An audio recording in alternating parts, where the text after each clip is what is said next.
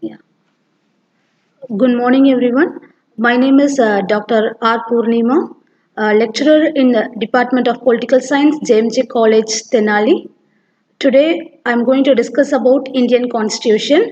In Indian Constitution, the first topic will be the features of Indian Constitution. Before we discuss the features of Indian Constitution, I would like to give a brief introduction about what is Indian Constitution, that is meaning of the Constitution, and why we need the Constitution in our country, and what is the background behind the framing the Constitution. Let's begin the session.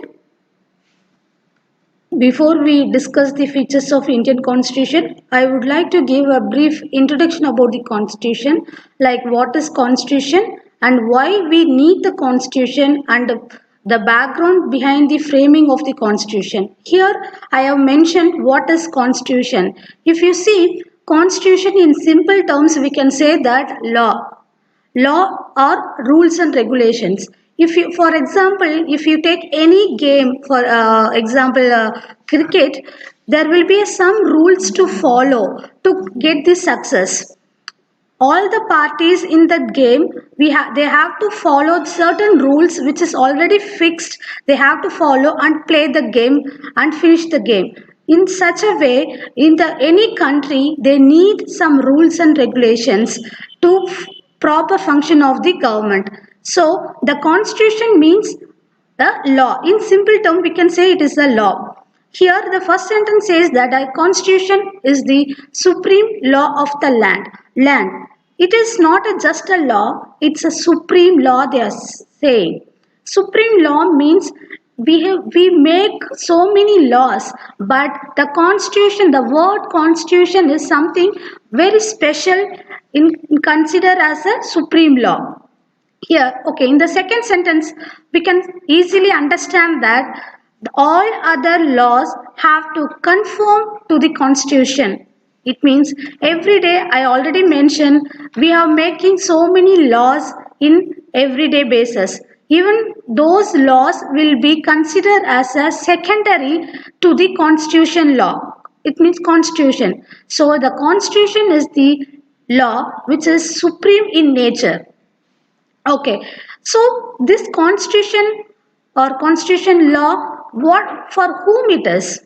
This is basically for the government and the people whoever stays in that particular country. It both governs the how the government should function and also the relationship between the government and the people. Here I have given the small definition and the explanation of the definition. It says that the document containing the laws and rules which determine and describe the forms of government. Here, the forms of government means there are so different forms of government is there, like for example, presidential form of government and parliamentary form of government. So one particular country, which form of government we are going to follow, it will be mentioned and described in the constitution. Secondly, the relationship between the citizens and the government. So what kind of government it is, that is the first one. Second, how the government and the people in that country will going to be working together. The relationship between the people and the government will be mentioned in that law.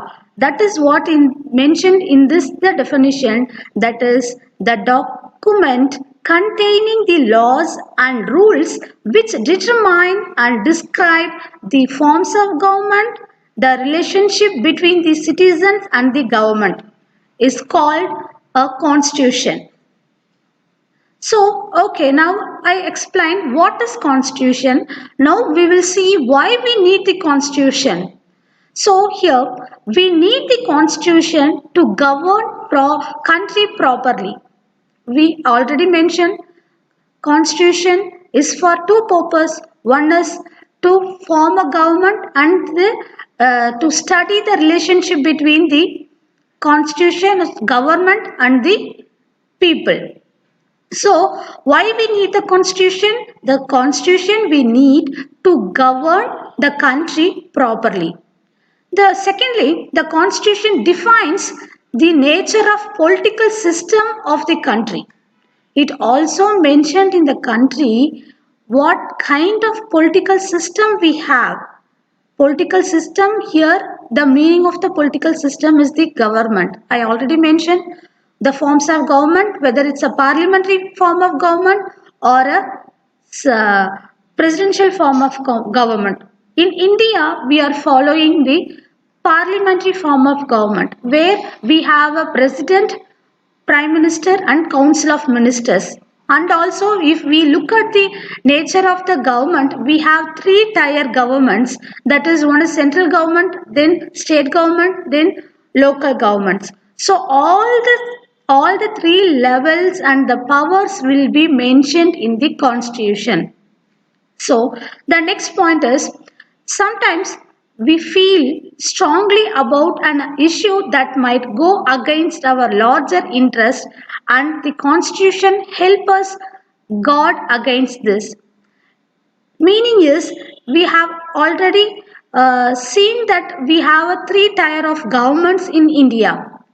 So, and also we have a relationship between the government and the public. If anything goes wrong, in the sense if our people's concern is against the any particular law or anything go against the larger interest of people, immediately we can approach the constitution, where the constitution plays a major role. Constitution help us guard against the any particular issues.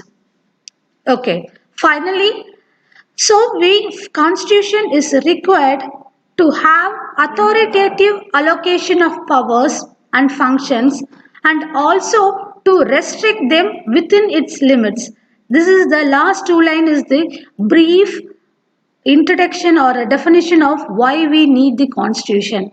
See here, constitution is required to have the authoritative allocations of powers. So I told you we have three tier of governments, that is central government, state government and local government. Between them, what kind of allocation of powers they have, and also what kind of functions they have to follow. Those things are mentioned in the constitution very clearly, and also they mention that what kind of restriction they have within them, within that limit. Those things are mentioned in the constitution. And here the forming of the constitution of India. So we all know that Indian constitution 1949 we finished and it came into existence in 1950, but the idea started little before the independence.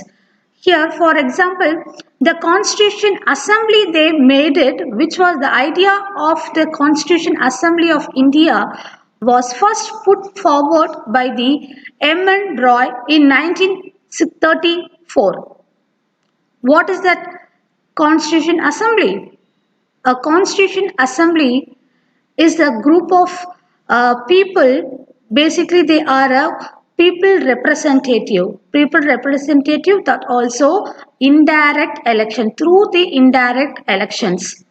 Okay, so the Constitution Assembly was set up in the year 1946 to frame the Constitution of India. It was adopted by the Constitution Assembly that Dr. B.R. Ambedkar, the chairman of the drafting committee. The drafting committee consists of 7 members. In that, Dr. B.R. Ambedkar was the chairman of that committee. So, the Constitution Assembly totally they took 3 years, exactly 2 years, 11 months and 7 days to prepare the constitution, to complete the constitution. Okay, so on 26th of November in the year 1949 they completed the constitution. On that day only we are celebrating the 26th November as a constitution day or law day. So after that it came into effect on the 26th of January 1950. That day we are celebrating as a Republic Day. Here, what is Constitution Assembly? A Constitution Assembly is a body of representatives which is composed for drafting a constitution. The members of the Constitution Assembly were indirectly elected by the members of the provincial assemblies by method of single transferable vote system of proportional representative. Initially, its total membership was kept 389. After partition, it means after India-Pakistan partition, the Constitution Assembly of India had 299 representatives. These includes 229 members from provinces and 70 from princely states. There were totally 9 women members also. Dr. Rajendra Prasad became the president of Constitution Assembly of Independent Constitution. Dr. Rajendra Prasad was president after independent. The world's longest constitution is the Indian Constitution.